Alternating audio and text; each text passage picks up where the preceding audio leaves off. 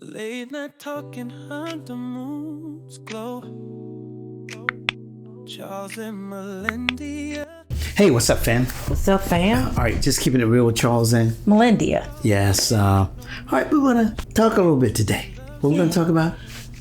Marriage. Yes. Yeah. The institution that God has made of marriage. Well, we listened to a show just the other day. It was a podcast with Oprah. And there were women, several women, I would say probably, they call it gray divorce, particularly that were speaking, and they were talking about getting at a certain age. Some of them were in their 40s, 50s, 60s, and even older. And they were talking about how in these last days, like one said that her husband just told her he was tired of it and he wanted a divorce. He was leaving. Yeah. When people enter into this institution, I don't think they understand it the way God meant it. We know that God's intent was for life. It was for the two to be joined as one flesh, the two becoming one. These are the things, and I think that when people either go into that, they don't have that mindset. I don't know what they think. Maybe we'll do this thing for a minute, and whenever we get tired of each other, that's it. I mean, I don't know. I'm just saying. I think the reality of what I've heard, statistically, they're saying as they get older, women are becoming more successful. So they say this was the statistics on this show that we saw. Sure. And that the women are feeling like they're having to take the whole load. Okay. And then they feel like, well, what's the point? Right. And we're talking about women that have been married for 25, 30 yeah, we're years. talking, 20 plus years for sure. The ironic part about all of this, it was only women there talking. Yes, right. Okay, so you only got really one side. Yep. I'm a woman, and I can feel some of what some of them were saying, but I didn't agree with after you get a certain stage in your life and you feel like you're making, you're becoming more successful than your husband, and you start looking at him differently. These are the things that I was hearing, and they feel like I've been doing this thing for 30 and 40 years and I haven't been able to be free. Free. Right, free. And there's the issue where if you can't be in a marriage and be free with your companion, with your partner, right, yeah. Then at what point did that happen? Okay. I mean, you've been married for 30, 40, 50 years. And then all of a sudden he or she will say, I don't want to do this anymore. Exactly. So we know that the enemy does not like unity. Exactly, right. It does not. And hearing how these women voice their opinion, some justified and some not, in my opinion. Okay. Where they felt like it was time to move on or time to do something different. Those instances I don't feel are validated. Now this is just from my opinion. Right. I don't know what their inner stories are or anything like that, but from people that's using these statistics of the gray marriages, meaning that they're older, and it just makes it seem like, okay, so now that I'm getting older, I'm going to act like a fool. There's a certain mindset when it comes down to marriage. And if we don't develop that, if we don't build on a marriage mind, we will have these kind of things happening. Because again, there's a certain mindset. God set this institution up. We got to be thinking that the two of us become one flesh. We're no longer twain. It's one flesh now. And then we also, as we grow together, we know that there is no perfect one or one without mistakes, and the other one is so-called lacking, that we grow together in this marriage. It's for life. It's to death. And I think that when we go into that institution and we're not thinking like that, that's a setup for the failure, because most people are thinking of a way out before going in. You know, what's my exit? I'm going to do this thing a little bit, and then after a while, I'm okay, this is it. I'm done. I'm ready to exit. I mean, have you achieved the epitome of marriage? And now you say, oh, it's time to go to something else? I mean, I don't understand. What do you think? Do you think that a person can give advice to married people or those that are looking to be divorced or are looking for a way out that's never been married?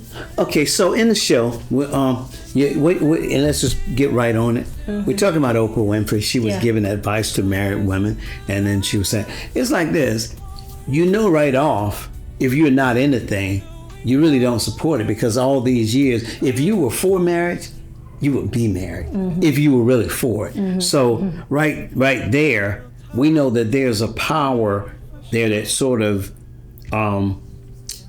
that puts, let's say, that builds cases about male toxicity and these kind of things, the battle of the sexes. You know, we talked about that in one of our podcasts. So there's a spirit of division out here to make women think, oh, I don't need a man. I can do this. I got this, got a career. I got that. Oh, occasionally, if I want gratification, then I may go to a man. But in our society now, some of them don't even do that. They've X-Men out altogether. But see, God had a purpose. The purpose was when God created male and female, he created the man first. And God said that the man was lonely. And what would I make for him? It was a woman. And it took out of the man. That was for a reason. Whenever we try to circumvent God's plan, I'm not trying to make enemies in that statement. But the fact of every time we try to circumvent what God set up, we are doomed for failure. Yeah. It's not going to last. Yeah. You know. So to answer that. Go ahead, yes. No, for your answer to what I'm saying. I'm sorry. That's okay. That's what I tend to do at times. But so, really, can a person give advice? I would say they can give advice, but can a person that's never been in anything give advice with experience? Right. Absolutely not. Right. So you just like people have said, if I had made $1 million, I can't tell a person how to make it. I don't believe that. Because there need to be strategies that you might have learned. You might know some strategies there. So just to say, oh, if I hadn't done it, because I gave you an example of something a few years ago. When I was a teenager, there was a party that the bros were putting on. And I tried to go in that party, and I saw that they were putting a mark on the hand. So, and I was had a little tipsy a little bit. So I told guys, I said, man, let me help you out. We can get in this thing. And I put the mark on, and I went in, and the guys said, all right, buddy. They said, we see you. Nice try. And I'm like, what? He said, wrong hand. And I said, dog it. And so after that, guess what? I helped several guys. They knew me. I couldn't go back in. But I helped several guys get in there because I put it on the right hand. So I think in that same example, though, it was silly, but I think that people can give good advice, but they can't get advice from experience. Yeah. Absolutely. And I would be a little leery of that advice. Yes, I agree. I agree with that as well. And the thing about it is most of the time those that give advice with no experience can't give you reality. They can't give you the reality of maybe situations that you've been in. It's just like with us when we're looking for a marriage counselor. Sure, right. You know, it's important to us that we have someone that's had some kind of marriage experience. Right, and let's just be honest about this. We were looking and a marriage counselor just recently. Yes. And we did not have a match. Right. Because we were like, oh, no, that's not what we are interested in. Right. So we did have criteria that we desired, and we got a better match. So yeah. So it's, to me, for marriage, the importance of marriage for me is something I had envisioned even as a young teenager, of what I would like it to look like. Sure. And, of course, we have these visions of, the wife and the husband have the perfect marriage, right? Sure. And the picket white fence and the dog and the children and all that. Right. So when reality sits in, I had that vision of what a marriage would be. Right. Because in honesty, I didn't grow up with that example. Sure. Sure. I was raised by an amazing single mom, me and my sister. Sure. But I am absolutely sure that her comfort would have been better if she had a partner. Absolutely. That helped raise the kids. And so the thing that women say, I don't need a man. Oh, yeah. Well, some women. Well, I'm gonna put that out there, because every woman don't say that. Let's be fair. Yes. Every woman don't say that. Sure. And let me declare, I am one of those women that can say, I need a man. I need the man that I have. I need my husband. Right. And I need you to need me. I know. And I need you, my love, as well. And the thing about it is, when even our purpose of what we do with J. Kerr is to talk to women and men that are looking into that journey and showing you and hopefully being an example for you to see that the statistics that are out here for Black marriages that don't succeed, or marriages that have infidelity because they're not satisfied, they got this other gratification and secrecy, it's not true for all marriages. Right. And it's not an example of the godly marriage that you should look at. So, when we come together, we want to be an example for our kids. Sure. Now, granted, yes. our kids and other kids out here, when I say kids, young adults that's not married, they all of a sudden, they can get this deception of marriage. Right, okay. And the partner that they felt that God has given them. Sure, right. And they become tranquilized with the world's definition of what marriage should be and could be. Yes, right. Okay. So because then with that, it becomes tainted. So I say, and I can say that my husband and I, we agree that our purpose with J. Kerr is to be able to fulfill that lie.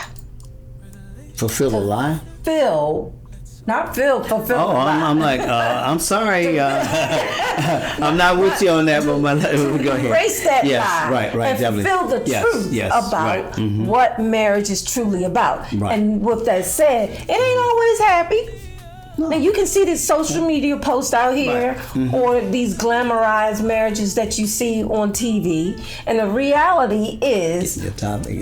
Go ahead. Yeah. the reality Yes, right. is that if you were a fly on the wall in the reality where there's no TV and none of that publicity that's watching, you'll find out later on, which we do, all of a sudden they breaking up.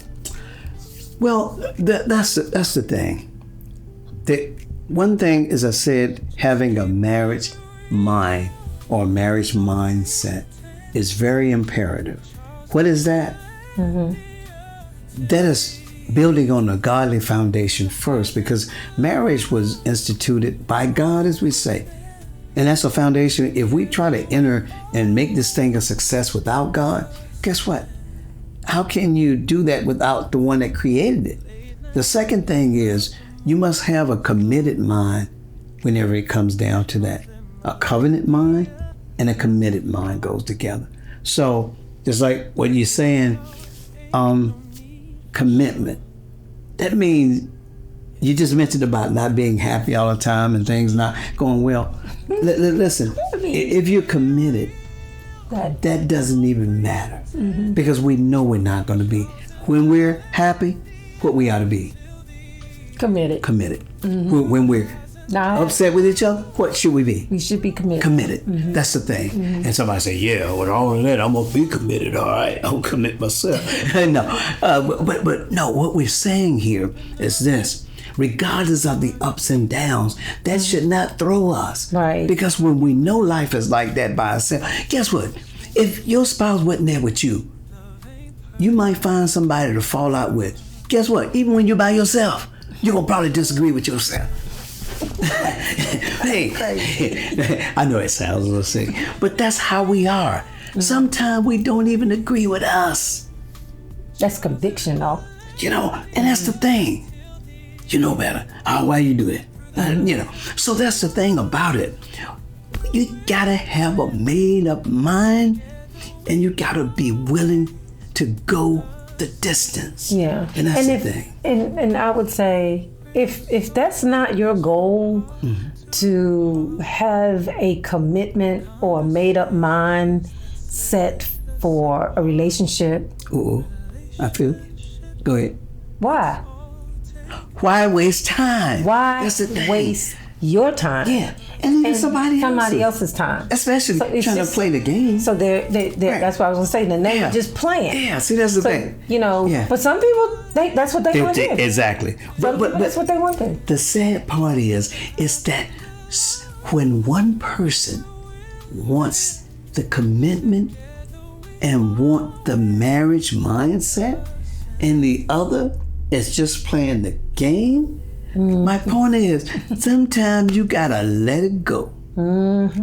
Yeah, it's because you have to understand what your value and what your perspectives are. Right. And value. if you don't value yourself, yes, and go ahead with the other person that says they don't want that commitment, but yet you still hang on to that, they will see the lack of value. Sure. They will play you that, whether it's she or he. And you will prolong this thing, and next thing you know, you in a relationship for 15, 20 years with no solid commitment. Right. Now the thing about it, the world, I've heard this thing about if you are living together long enough, you're considered married. Considered where? Considered in the world. Okay, all right. I mean, in godly. The world.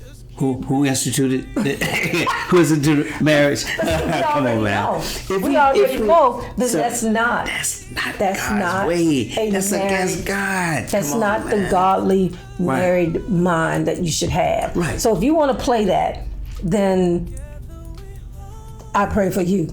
But I wouldn't even take that risk or that chance to get in trouble with God, because marriage is a godly institution, and you must have, as I say, a mindset for marriage.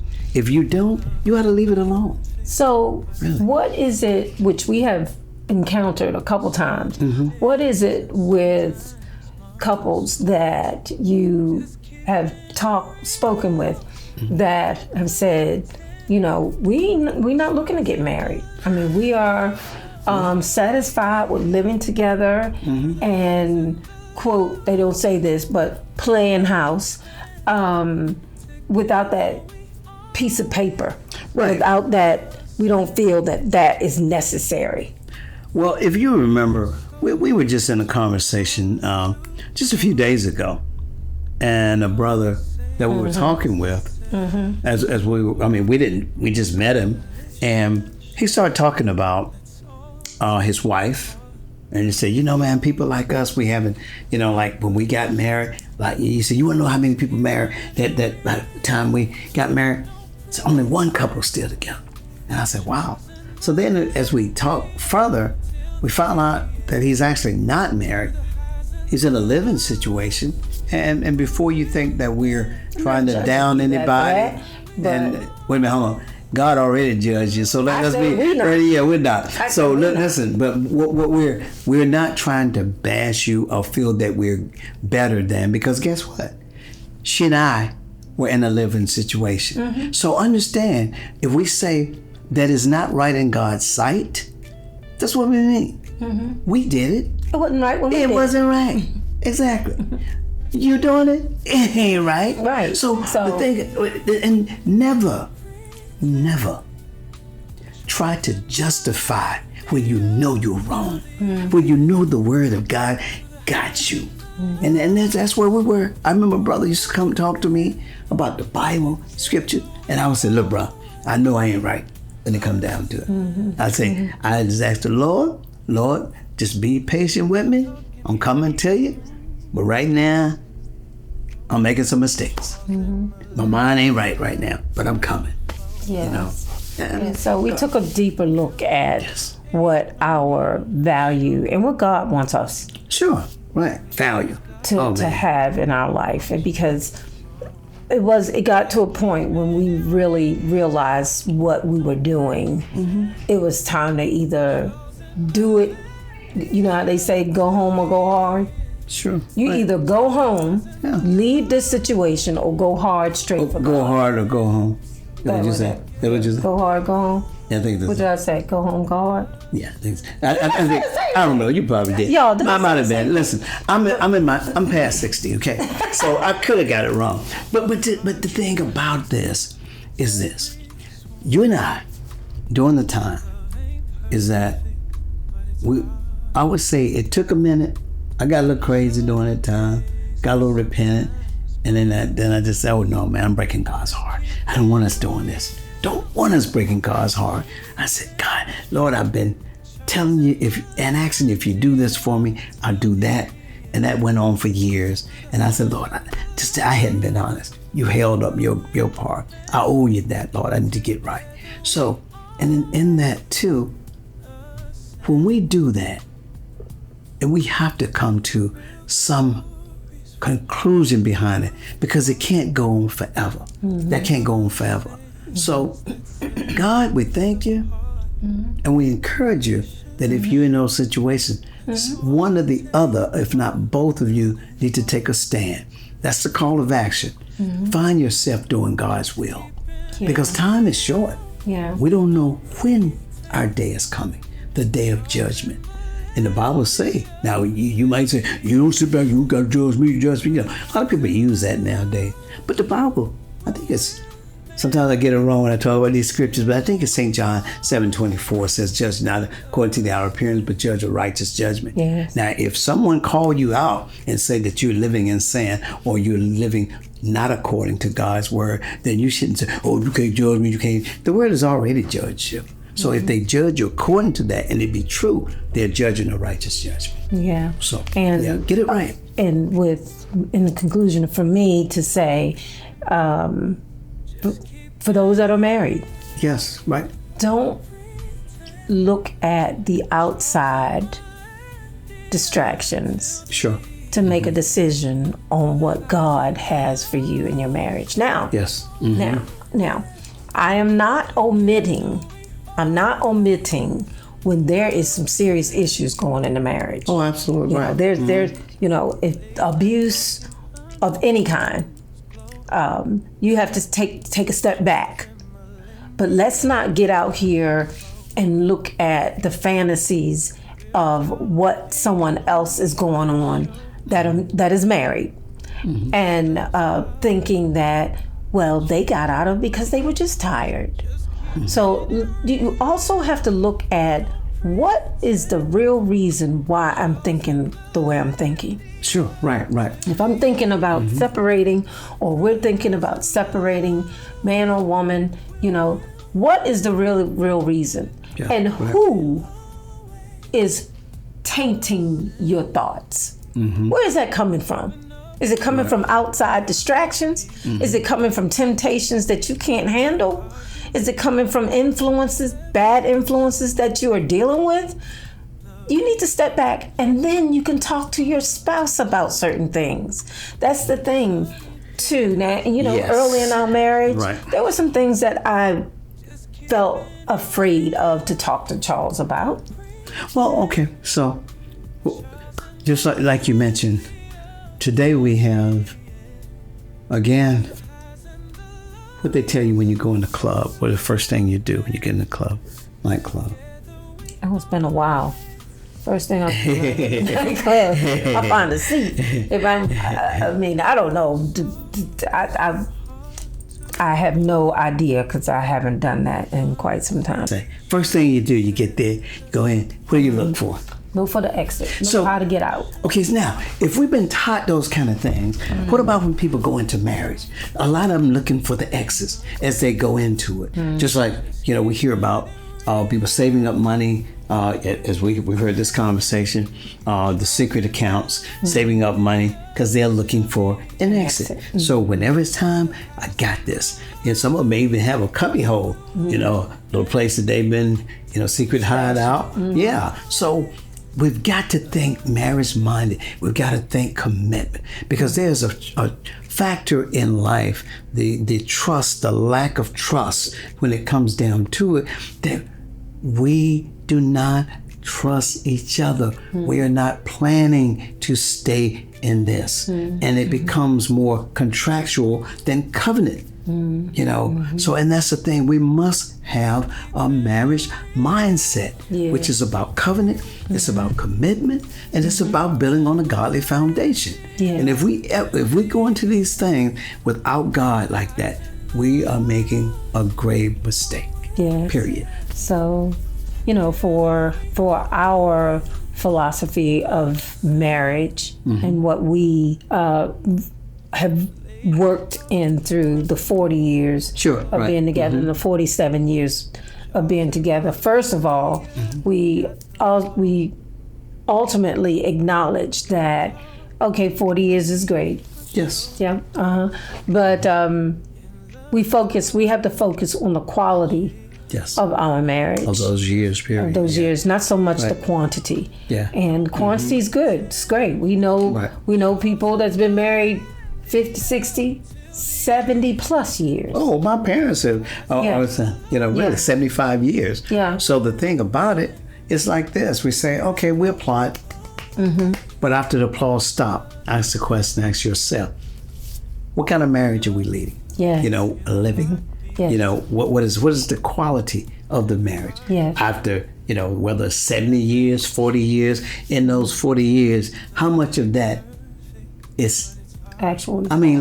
Quality years, how much of that were happy years that we enjoyed each other, we laughed together, we had joy in our time, or how much of that time did we actually didn't like each other, or more or less hated each other? Because sometimes, let's be real about it, love can turn to hate.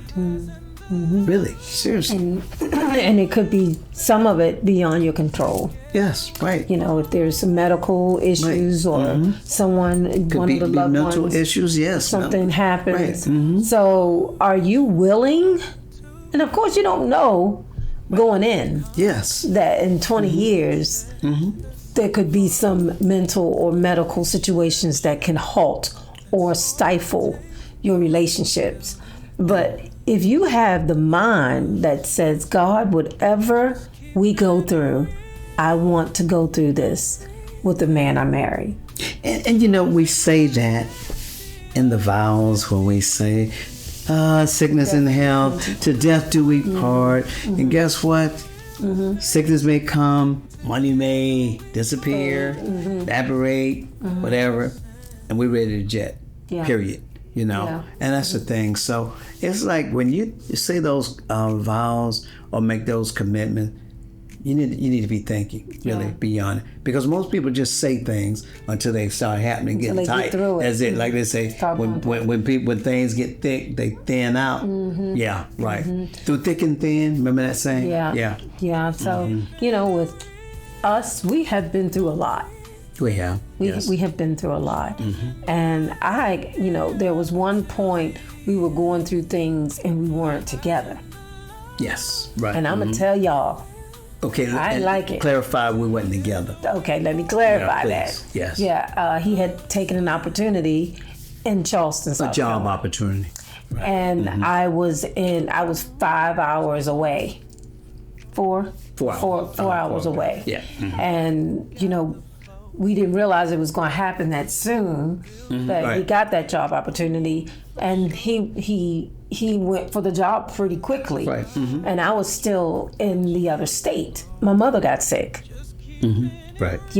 And we had enough in each other to know that I wasn't going to leave my mom. And he knew that. Right. He wasn't even going to think to ask me that. Oh, no. He knew that. And the struggle was beyond real. Yes, right. Because I had never gone through anything like that. We've gone through the death of my sister, the trials and triumphs of business, sickness with each other, but we were together. And our son. Just different stuff, and we were together. We were able to work these things together. But here we are. He's 4 hours or so away, and my mom gets sick. Yeah, right. And I'm by the grace of God, he allowed me to be there for her as she recovered through that. Right. So there were things, and we're talking about we were distance living. Right. Yeah. For how long, babe? 3.5 years. 3.5 years. Don't recommend it. Nope. I don't recommend it. Tough situation. So, right. But God brought us through that. God brought us through that. And guess what? I didn't fail my wife during that time. And his wife didn't fail him either. Okay, I can't answer for her. I had to say for me. And God kept us. Was it tempting? Yeah, absolutely was. Yeah. Definitely temptations, on both sides. But we made it. Yeah. God brought us through. Yeah. And the thing about it, if you're in a situation like that, God can bring you through as well. See, that's the thing where we allow our flesh to lead us. It's just like this, and we cannot do that. We cannot. So you have to be led by God's Spirit, during the time. Because I'm telling you, it was tough going through. It was tough. But, so, just then saying that to say, that tough time there, we've had tough times when we were together. Yes. Financially, and I heard somebody say, I wouldn't ride this roller coaster with nobody else, because I don't know if they're going to throw up on me or jump off. So, I've been blessed to go through this with my husband. So for those that think that, it's not important, we can just continue to do what we're doing, I would challenge you with that. I would challenge you, because when something really gets rough, I guess you can think, well, they can leave and we're not committed, we're not married. But what is the point of wasting your time? Through years and years, because I've heard of people, years. Yeah, right. 20 years plus. Yes, definitely. And we have no solid commitment. So, just... You say solid commitment, yeah. Well, we have a godly Can you say, commitment. yeah, right. That's the most... godly commitment. And that's what we wanted to come to you today to, so you understand where we come from. And that is, when our message comes out, it is from the heart of what we strive for those that are married, single, divorced, widowed, looking for marriage, or looking into being a covenant with Christ. And that's the thing, like I said, really, because again, you have to have the right mindset. And then without God, it's tough with the Lord. You know, I'm going to say that.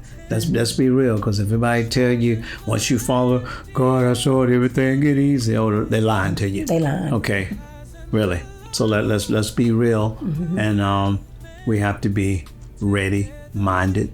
We have to be marriage-minded. Yeah. So again, we do appreciate your time. Yes. And we want to encourage you more that you can make it, you know, relationship, you know, make sure that in your relationships that God bring you the people that are there for you, Yeah. especially in covenant relationship, you know, So, that husband, that wife to be, or one currently. yeah. Because even everybody that's married don't have a marriage mindset. Right, So you right. might be married and not have that mindset.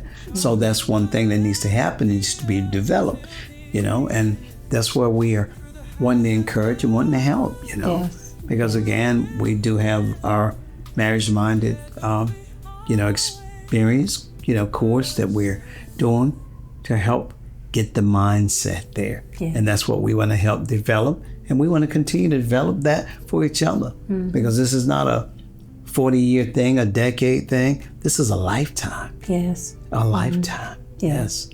So, again, we'd like to thank you for stopping by, Yes. you know, and just don't stop by. If you have not subscribed, how about you join us with a community that we are trying to build? Commit. Yes. Commit. Right. And hit that subscribe button, that notification button, so when you hear we're coming on, you can get some information on our content. Yes. Right. Definitely. So, again, we thank you for joining us. Yep. And we ask that build a community together. Really. Let's build together. Yeah. All right. So until next time, Until next time, just keeping it real with Charles and Melendia. Yep. All right. Peace out, y'all. Be blessed. Be safe. Stay committed. Yes. Bye.